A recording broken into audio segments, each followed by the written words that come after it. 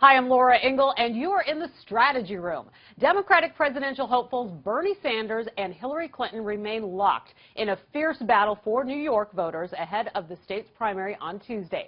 A key test for the Sanders campaign will be whether he can win over minority voters, a demographic he has struggled with in previous contests. Joining me now, we're going to talk about it, Democratic strategist Basil Smikle Jr. and Republican strategist Brian Morgenstern. Welcome to you both.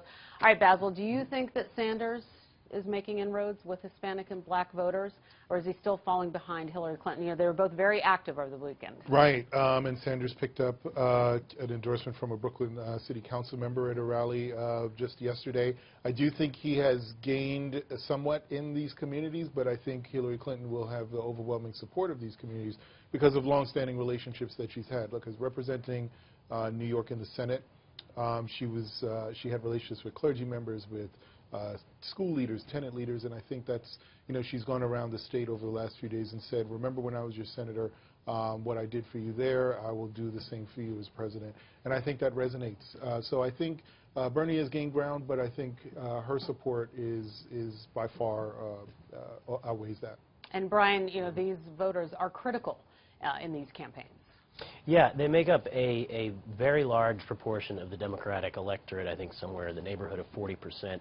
And so he's got some ground to make up, and having been a senator from Vermont, he's not as well equipped. Now, I mean, he is quick to point out his long record of support for the civil rights movement and things like that, but he hasn't been nearly as prominent as the Clintons have for the past, say, 25 years or so. And so they've got a leg up in terms of, as Basil described, the relationships with the leaders in these communities. And so going up against that kind of headwind is just very difficult for Bernie to break those types of ties. And we're seeing that play out in the polls this cycle. But he does have such momentum, especially with young voters, Basil. I mean, the generational gap, you know, is it something that helps him? You know, it's interesting because if you think about 2008, particularly with voters of color, you saw a generational gap in the sense that you had a lot of young voters taking their parents and grandparents to the polls in part to support Barack Obama. I see the generational gap, but I don't see that dynamic present here. So I do think there's a difference, but I think where Hillary has tried to make it up is on this issue of gun control. Yeah. There is a very sharp contrast between her position and Bernie Sanders' position on this issue, and I think how she's been able to talk about that with in churches, for example, I think has resonated a lot and brought the two generations together. Mm-hmm. And Brian, go ahead.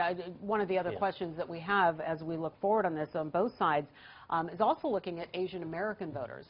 NPR put out a piece making the point that there are 903,000 eligible voters in New York, and this is a section of voters that really needs to be paid attention to. Yeah, that's right. And I would add that the GOP is making strong inroads with Asian voters, many of whom are entrepreneurs and small business owners.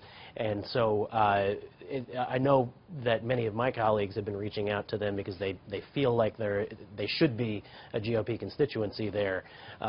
But to Basil's point about gun control, Hillary is making this play, which is a strong move in the Democratic primary. I would say risky for the general, because Bernie actually has a more moderate sort of mainstream position on guns when you look at states other than coastal states like New York, more in the middle of the country where guns are part of the culture and the way of life.